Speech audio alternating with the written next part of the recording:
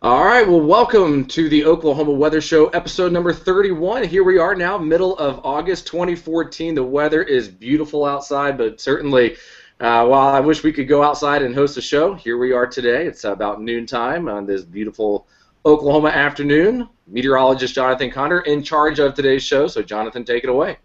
All right, well, thank you there, Damon. And before we introduce our guest for today, I want to give everybody kind of an insight of why I picked this topic for today. Again, each week, the meteorologists, we rotate our guests and who's in charge of the topic.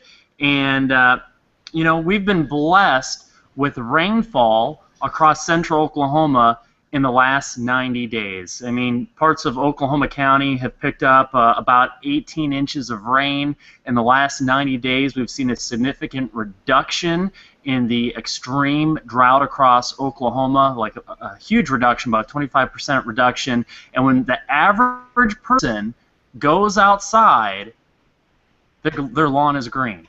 And the average person, when they turn on their hose, the water comes out, and I really don't think most people really think much about it. But as a scientist, as a meteorologist, I have concerns knowing, okay, the drought, it may get worse, it may not. We know in California and the West Coast are having an extreme drought, water usage, a major problem.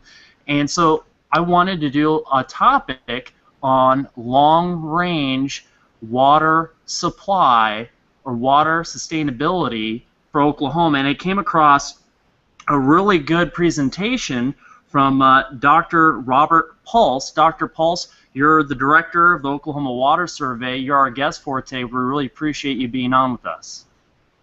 Thank you, Jonathan. I'm happy to be here. I came across your PowerPoint presentation that you had about your presentation on sustainability of groundwater systems, and I'm curious. There's a lot of topics here, and I know we're going to fill the next 45 minutes, but overall it sounds like the Oklahoma Water Survey has brought up many points on what Oklahoma has to do for water supply in the future. Yeah, I think it's one of our primary focus at the survey in terms of the topics that we feel are important to the state. The whole issue of sustainable water supplies. As you said, we've been blessed the last 3 months or so with more rainfall than we're used to. And what typically happens is people tend to forget that these droughts recur. And with the issue of climate change, having more droughts is probably more likely. And so I think it's important for the state to not lose sight of the fact that what happened in 2011, 2012 can certainly happen again. And so it's important to look at options that would allow us to have water when we need to have water. Because the water is a finite resource. We don't create more water. But things like population growth, changing land use, climate change, energy development, all of these things are going to require more water. The Oklahoma Water Resources Board, for instance, estimates that we're going to need 28% more water by 2060 than we use now. And the legislature and the governor signed an act recently that the target or the goal of that act is to not use any more water in 2060 than we are now. So we have real challenges in trying to meet that goal. And I think some of the things that we can do to get there are things, certainly the easiest really, is better conservation of the water. I'm sure everyone's aware that, particularly those living in Oklahoma City, are aware that Oklahoma City now has water rationing. which they haven't had in the past. City of Norman has had that for quite a few years, actually, and I'm sure other cities in the state do too. But I see that expanding because it makes sense. We do tend to be wasteful when it comes to water. And so I think there's a lot of opportunity there to save water just through conservation measures. What, you know, obviously population increase, that's going to happen. And I don't know what the projection is, what the Oklahoma, what's a planned projection of population increase by 2060. But we know the population is going to increase. Obviously, water consumption would go up. With more people consuming more, energy needs are going to go up. And we know there's a direct correlation that, you know, if you know anything about drilling oil here in Oklahoma, you just don't drill a hole and it comes out. You need water to push it out, hence fracking or hydraulic fracturing. So, you know, what do you feel to be the most important method of water usage? Is it going to be conservation? I think it's going to be a combination of things. Certainly conservation will play a role because I think there's still a lot of gains that could be made there here in Oklahoma through enhancing conservation programs. You mentioned energy. Water is actually next to the resource thereafter. Water is the most important fluid in the energy industry. They can't produce oil and gas without water. So it's essential for the energy industry to have the water they need. Of course, you could say the same thing for agriculture. And then there's drinking water needs, hydropower needs. All of those are needs. Actually, the amount of water that energy uses is actually quite low if you look at it on a statewide basis compared to some of these other uses. One of the things that I think the energy companies are looking at more and more, however, is the fact that they really don't need to use fresh water in their processes. They can use other types of water rather than fresh water or drinking water to hydraulically fracture wells, drill wells, things we call marginal waters. This would be water from saline aquifers, for instance. It could be wastewaters from municipalities. It could be recycling of the wastewaters that the energy industry generates. So even though they don't use a whole lot of water compared to sectors like municipality drinking water and irrigation for agriculture, there are still ways for the energy sector to save water, simply because they really don't need to use fresh water. You know, Bob, the thing that I have noticed, especially with how we view the weather and water cycles and what have you, we look at it differently as meteorologists than how the public will look at it. You know, the public tends to have a January 1st to December 31st mindset. They don't look at what happened last year. And so in the eyes of, you know, even my next door neighbors, they look at their need to water their grass on a weekly basis. So they don't think that the drought's all that bad because, well, they've kind of forgotten what happened 6 months ago.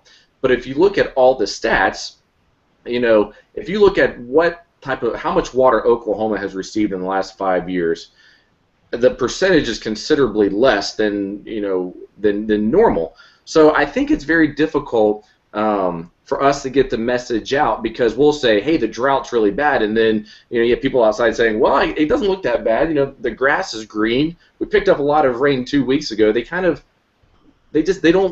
think the way that we think, and I think that's probably a very difficult thing. Number two, people don't understand water use if they're not driving by an area lake every single day because they don't see the lake levels and how they're fluctuating.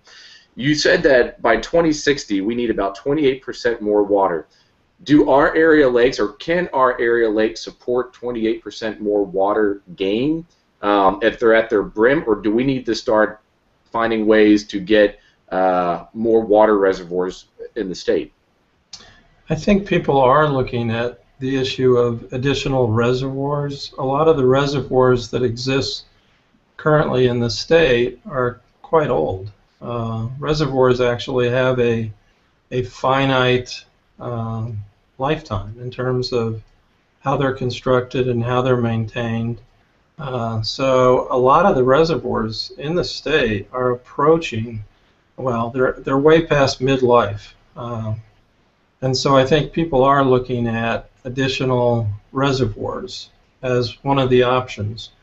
One of the problems we have with reservoirs, though, is that during the summer months here, the evaporation of water off of those reservoirs is substantial. So a lot of that water that's stored there gets evaporated into the air, and so there's a lot of loss there that I think people don't realize just how large that is. Another way to store water, actually, besides reservoirs, is to artificially recharge it into groundwater aquifers. So that was something that I touched on in the talk that Jonathan referred to, because that conference was on groundwater. But there are the Oklahoma Water Resources Board in its state water plan that was released a few years ago. One of the areas in that plan was this subject of artificial aquifer recharge, or sometimes called aquifer storage and recovery. Basically what that is taking water when you have excess and putting it back into the aquifer for later recovery. The advantage there is that you don't have these evaporative losses. So for instance, Ada in the southern part of the state is actively looking at a project to do that down there, where they would recharge the Arbuckle Simpson when they have excess water. What about Optima Lake? Is there any use to get that thing back up and running again, or is that a failure? I really don't know much about that particular one. I know it was a lake that was built east of Guyman, or they built a dam and they never got water. Well, now that you mention where it is, I think I did hear something about it, and yeah, I think that's probably a lost cause.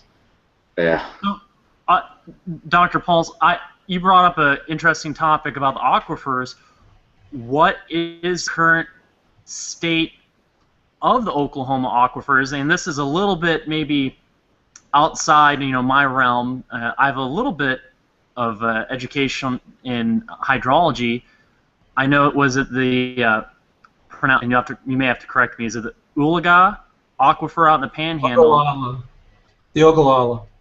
Ogallala, and then here in central Oklahoma, I think it's the Wellington aquifer, which is under Oklahoma City. Yeah, it's called the Garber Wellington. Sometimes it's also called the Central Oklahoma aquifer. How are they doing? Well, again, the OWRB, the Oklahoma Water Resources Board, has done a lot of work in this area, and they continue to do that. They do a number of what they call groundwater studies. So the one that people are perhaps most familiar with is the Arbuckle Simpson aquifer study. But they've recently been doing studies also on the Rush Springs aquifer, which is just to the west of Oklahoma City. And they've also been studying the Garber Wellington, the central Oklahoma aquifer that lies underneath Oklahoma City and Norman. Basically what those studies try to do is figure out basically what the status of that aquifer is, which I think is your question. Is that aquifer being drawn down at too fast a rate, which is what's happening up west in the Ogallala. The Ogallala Aquifer in western Oklahoma and southwestern Kansas and the Texas Panhandle, that part of the Ogallala has been drawn down over 150 feet over the last 50 years. That's a huge amount of drawdown. The recent study on the central Oklahoma aquifer, I believe, that was done both with OWRB personnel and also the USGS, I think what they're going to conclude there is that it's actually in pretty good shape in terms of its status, the fact that it's not being drawn down at a severe rate. So the recharge is maintaining good levels, good water levels in that aquifer. And like I said, they're doing the same thing in Rush Springs. And they have a whole list now, a whole plan, where they're going to be going from one aquifer to the next in the state to look at that, basically the health of those aquifers. Now, Bob, you were talking about areas to the south and Ada possibly recharging their aquifer system when they have that surplus of water. That's kind of a new area to me. How do they go about recharging it? Do they just pump the water down into the ground, back into the aquifer, or how do they go about that? Well, I don't think they've finalized the actual plan, but the Arbuckle-Simpson aquifer is, first of all, it's a very productive limestone-based aquifer. So there's a lot of springs, a lot of natural springs down there. And because it's somewhat karstic, by karstic I mean it has a lot of channels, large channels, throughout the aquifer from the surface on down. And so it's fairly easy to identify where some of these channels are using geophysical techniques, and then you can focus on those areas where to then apply water. Now, aquifer storage recovery is being done throughout the world, actually. It's nothing new. It happens mostly, as you might expect, in areas that are experiencing water shortages. So it's been going on for quite some time in places like Florida, California, Texas to some extent, but particularly Australia. Bob, I just got a question that came through here on Twitter. How much water does Oklahoma get out of Lake Texoma, and how much of it do they pump into North Texas? I couldn't give you the number, other than to say that it clearly is one of our more important lakes or reservoirs in the state, not only from a water supply standpoint, but also from a recreational standpoint, a tourism standpoint, and I'm not at all sure how much is taken out of there on a daily, monthly, annual basis, and what fraction goes to Texas and what fraction goes to Oklahoma. I don't know those numbers.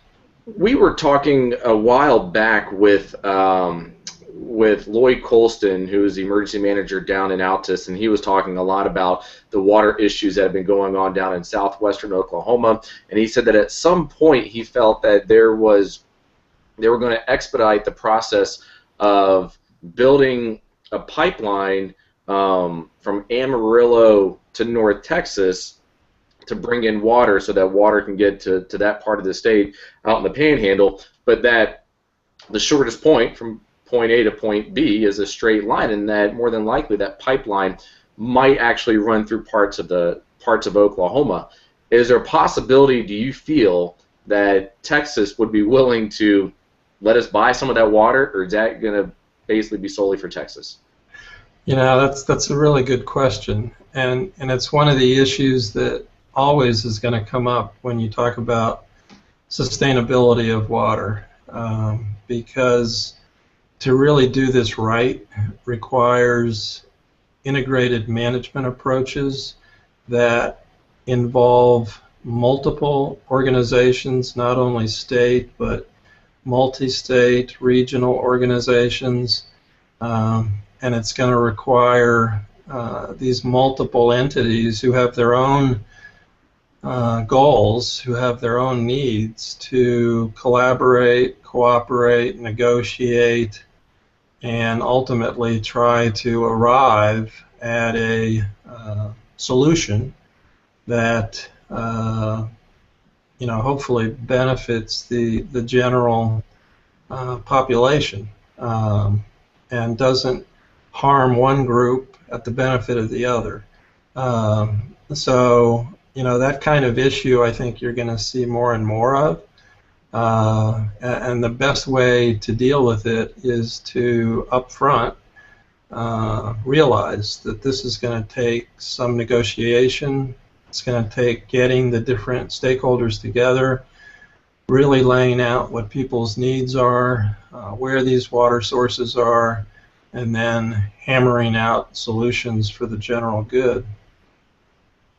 So is it likely that the pipeline that Texas would benefit Oklahoma? I don't know if it's likely. It's possible. I think if people enter into things like that in good faith, I think things could be worked out. Okay. When it comes to the projections of water usage, and you said oil and gas are a small percentage of annual water consumption, but it looks like crop irrigation and then municipal and industrial usage is high. So, I mean, when we talk about conservation, will we see a big impact if everybody turns off their sprinklers, or are we going to see more of a savings in water if we tell all the farmers, by the way, stop watering your crops? Or no, I think there's. I don't think you have to say stop watering your lawn or stop watering your crops or don't do this. I think there are more efficient ways of using the water, and that's true no matter if you're talking about an individual household or a multinational agricultural company. There's technology out there that would allow agriculture to use less water now and still remain productive in terms of crop growth. It's going to take some investment, and this again gets to this issue of integrative management involving multiple parties. So, unfortunately, that kind of thing might involve help from the federal government. We don't seem to be getting a lot of help from them lately, but that would be something they could really help with if they would provide incentives to the agricultural industry to adopt more conservative approaches in terms of irrigation. So that's just one example. I think companies, industries, there's a lot of initiatives currently underway, particularly among major companies, to be more efficient in their water usage. What needs to happen there, though, is that those efforts from those major companies like Google and IBM and companies like that, those kinds of approaches and techniques need to filter down to the smaller companies as well. Bob, do you think water's cheap at the price that we pay for it right now compared to other things like gas, oil, etc.? Absolutely. Yeah. Do you it's always interesting to me because since we talk about water is a limited resource that we have here, and yet we keep getting these price hikes on water, but yet if it is limited, I've always wondered just how cheap is it? I mean, do you think it's where do you think we will be in the next 10 years paying for water? Do you still think it'd be this cheap, or do you see the price going up? It's going up. It's going up? Oh, yeah. I mean, I think there's a rate hike proposal coming up for Norman very soon. And it wouldn't surprise me if something similar is going to happen in Oklahoma City. We just got one here in Moore that went up. I think last month it went up or something like that. Yeah. So yeah, I mean it's going up. Yeah, it's going to be a bigger chunk of your monthly expense. It's like everything else. Everything else goes up, right? So here's a question I have for you. This might sound a little squeamish, but at what point will Oklahoma have to reuse its water? And now let me broaden that. Because when we flush our toilets, or when we take a shower, I'm guessing it just kind of goes downstream. It kind of goes through the sewer goes into the river goes into the ocean, gets into the Actually, there's a step you missed. The water goes into the streams and the rivers, but before it goes to the ocean, it actually goes to a downstream community that extracts that discharge from upstream and treats it and drinks it. So you're saying to a degree we're already reusing water. Okay. So will we get to a point where Oklahoma City says we're not even going to push our brown water, I'm using that term loosely, brown water downstream, we're going to collect it and not even let it go downstream, and we're going to recycle it on the spot? When will that happen? Well, I can tell you in Norman, they want that to happen in the next few years. They have a plan that they've just passed that in order to augment their drinking water supplies, and the drinking water for Norman comes from two sources. It comes from the Central Oklahoma Aquifer, or the Garber-Wellington, but it also comes from Lake Thunderbird. And those two waters get mixed. The reason actually they get mixed is because the Central Oklahoma Aquifer has elevated arsenic in it. And when they mix the water with Lake Thunderbird water, they get that arsenic level down below the regulatory limits. But what they're looking at doing is taking their wastewater that comes out of their wastewater treatment plant, and that's a lot of water, it's 5 million gallons a day, and treating that additionally. So adding additional treatment to their wastewater treatment facility, and then discharging that water into Dave Blue Creek, which is very close to the wastewater treatment plant, and that creek discharges back to Lake Thunderbird. So basically taking that wastewater, adding additional treatment, discharging it back down to Lake Thunderbird, and then augmenting the supply that way in Lake Thunderbird. Is there a limited amount of times you can do that? I mean, you can only do that, I think you can only drink your pee 2 or 3 times, right, before it becomes toxic? No, I don't think there is a limited time. You know, this is going on already in Texas. It's called the Big Springs area in Texas. It's just to the east of Dallas, down towards Houston. They've had this kind of a process in place for a couple of years. Okay. And other places also do it. Some places, like Singapore, don't even have an intermediate step.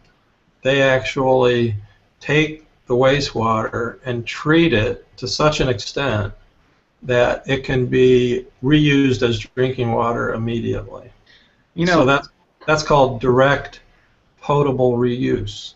This sounds great. Yeah. What I've been referring to is referred to as indirect potable reuse. Right. You know, this sounds great. I'm sure a lot of people are saying, well, why haven't we been doing this for a while? But, you know, there's obviously great ideas always have a negative impact on other people. So if large cities upstream start doing this, what about the downstream communities that depend on this water? Is there a point where everybody can't do this because downstream communities so negatively impacted that they now have a problem? That's a very good question. And again, it gets back to this issue I referred to earlier of integrative management. And by that I mean you really have to involve all the stakeholders. So, I mean, Norman may be able to go along and do this initially because very few communities are doing it. But once you start seeing other communities doing it, the issue you're talking about is going to arise.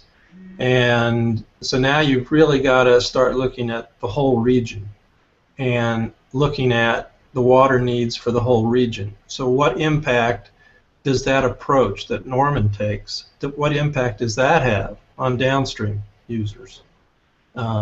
Same thing would be true if Oklahoma City also looked at this. So, you know, what fraction of downstream users are going to be, you know, how much water do they depend on from those stream discharges? Mm-hmm.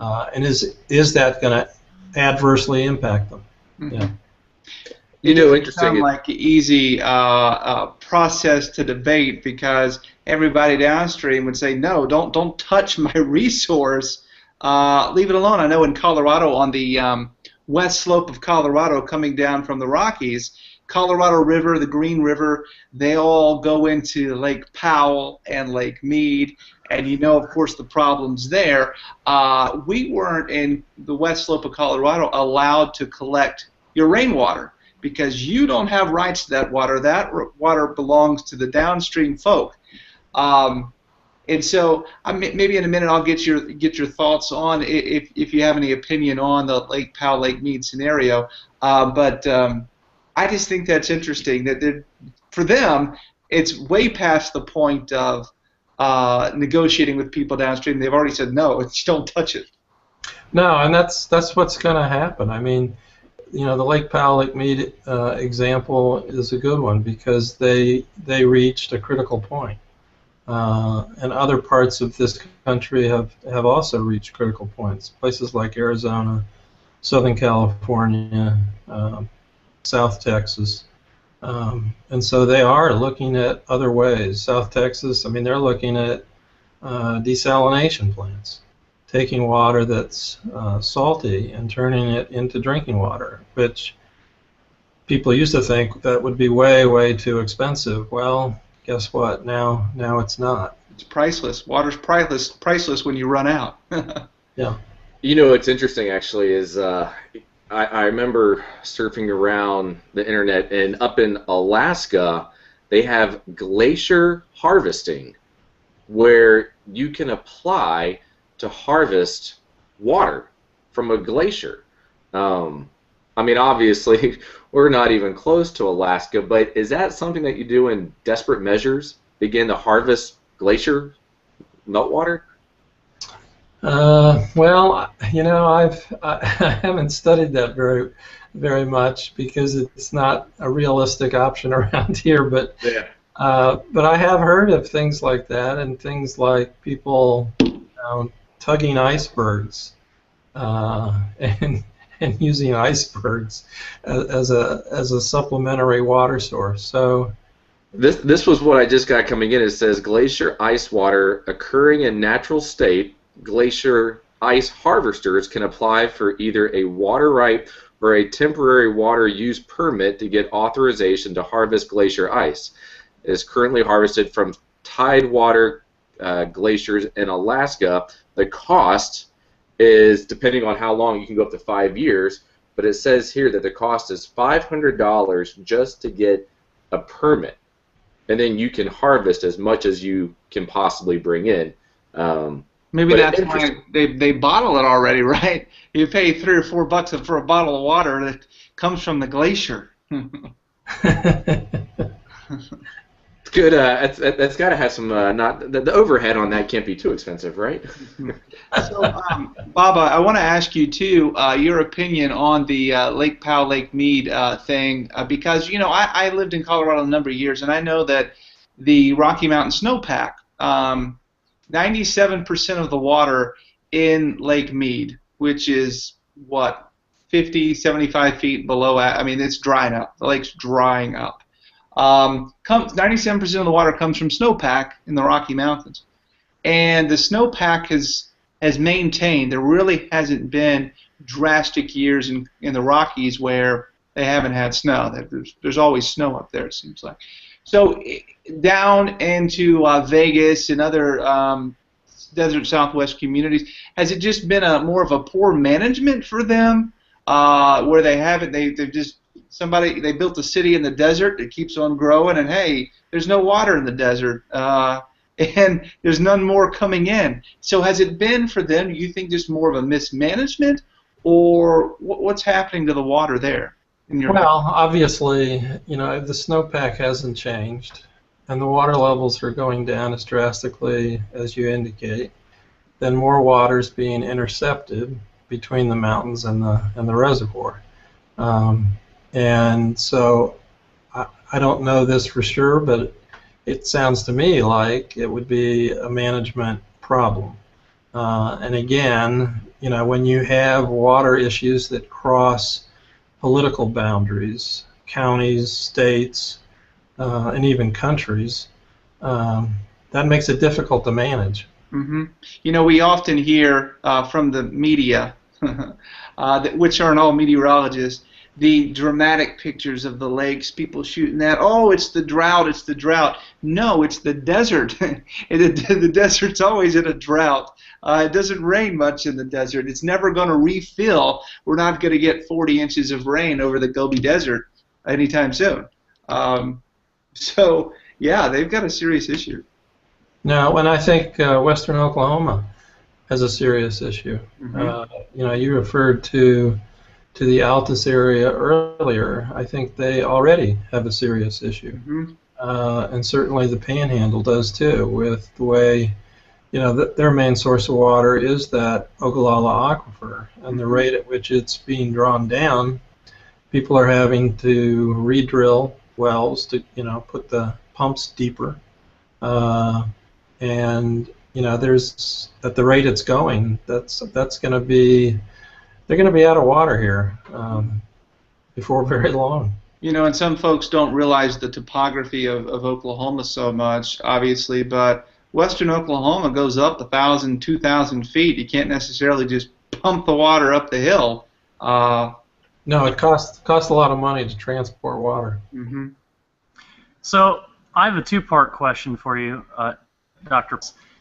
In your findings, would you suggest that Oklahoma City build another reservoir, and if Oklahoma City did build another reservoir, where should they build it? Well, I don't have enough information to answer that question, but I know what steps I would take. First of all, first and foremost, I would look at the potential savings through conservation measures. And Oklahoma City is in a position to, pass ordinances that would push the public in that direction, either in terms of rules or in terms of incentives. I would look at that first and see how much savings could we achieve through conservation.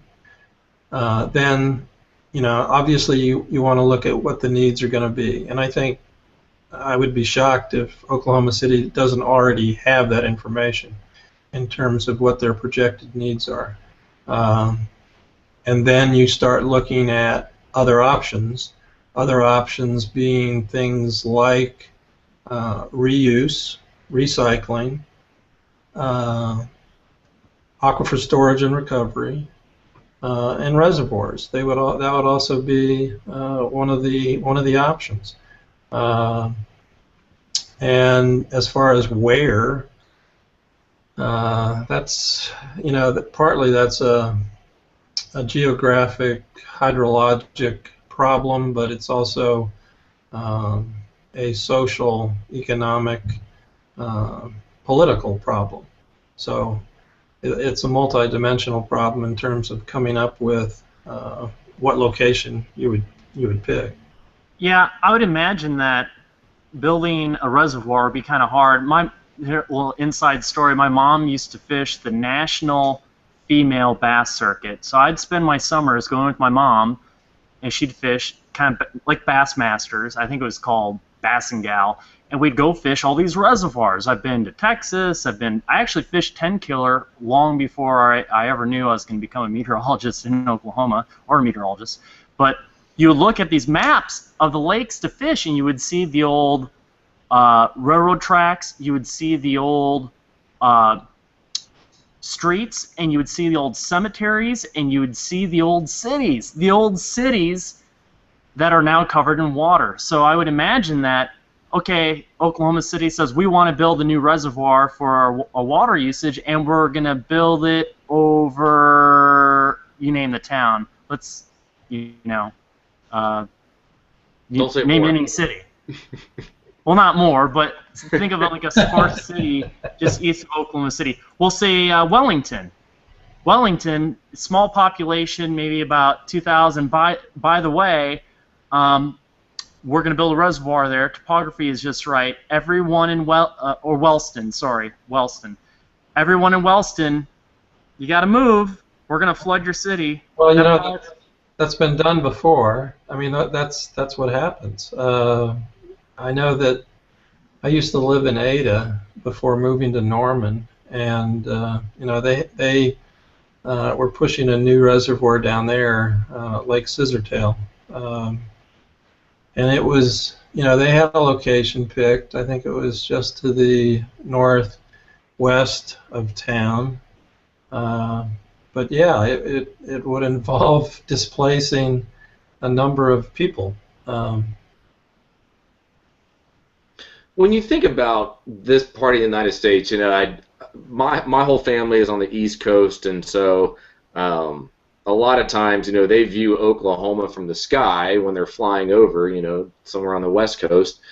Between Oklahoma, Kansas, Nebraska, of these three states I just listed off, are all of us having the same water problems, or do we have it worse here than Kansas? I think, well, certainly I think Kansas is having just as much of a problem as Oklahoma. If you look at the precipitation patterns going from eastern Oklahoma to western Oklahoma, and from eastern Kansas to western Kansas, I don't think they're hugely different. In Oklahoma, for instance, in western, in eastern part of the state, we get 50 to 55 inches of rain a year. In the Panhandle area, it's more like 10 or 15. So there's a huge gradient there as you move from east to west. I think the same thing is true in Kansas.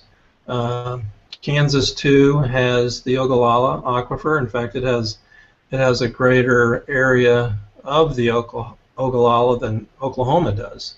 And in fact, Kansas, I believe, is drawing it down at an even faster rate than the area in Oklahoma. So they're going to experience issues with that in western Kansas, perhaps even before we do here in western Oklahoma.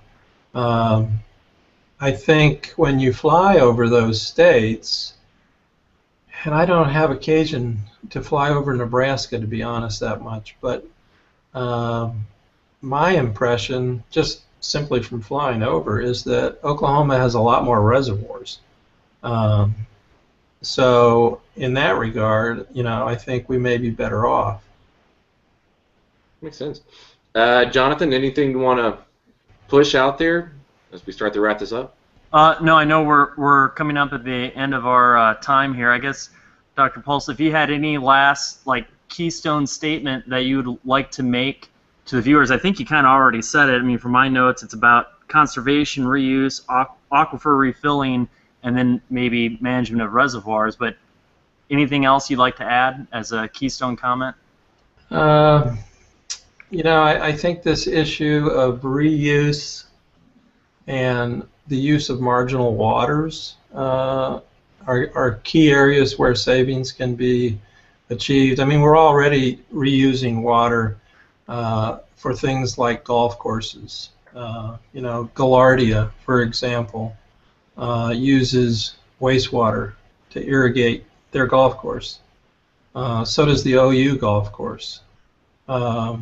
The Westwood golf course here in Norman doesn't use wastewater, but it uses Garber Wellington water that has high arsenic that can't be used for potable supply, but that can be used to irrigate the golf course. So we're already doing some of that, but I see a need to expand that reuse, expand reuse in energy. If it turns out, for instance, that there is a connection between deep well injection of wastewaters and earthquakes, well, then I think that's going to put more emphasis on wastewater reuse rather than deep well injection. That's interesting. Good deal. Good deal. Well, anything else you all want to add? It's almost time for lunch. I kind of wanted to get into that now. We'll have to get him back on. That's I play golf all the time. This, now I'm thinking, wow, these golf courses are using recycled water. Man, interesting. Well, I mean, this was a phenomenal show, Jonathan. Good job for finding Bob to come on here. Bob, I certainly appreciate you coming on. Anything else you want to plug? No, I just think really the take-home message is to get all the stakeholders together, and somebody like perhaps the Oklahoma Water Resources Board. They do that already in terms of conferences they hold and workshops they hold, and we've done that here with the Oklahoma Water Survey. We've had workshops here since I've been here on oil and gas and water usage, and also on the general topic of water availability. So I think as you have more of these kinds of coming together of all the stakeholders and discussion, I think that helps to move things in the right direction. Okay. Well, good deal. Well,